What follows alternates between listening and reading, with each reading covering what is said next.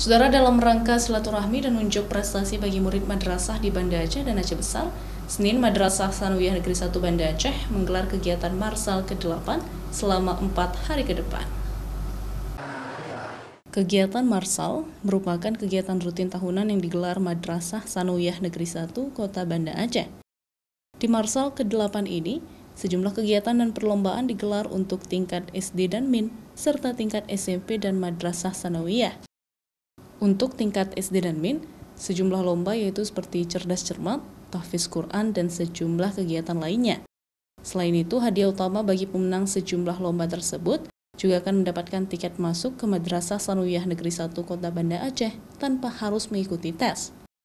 Untuk mencari bibit-bibit unggul yang ada di SDMI, di mana mereka mungkin selama ini kurang sekali ajang-ajang kompetisi yang dibuat, sehingga kita melakukan kegiatan ini dalam rangka memberikan kesempatan peluang kepada mereka untuk bisa berprestasi, berkreasi, sehingga atas prestasi yang telah mereka ukir nanti kita akan berikan penghargaan khusus kepada mereka berupa golden ticket.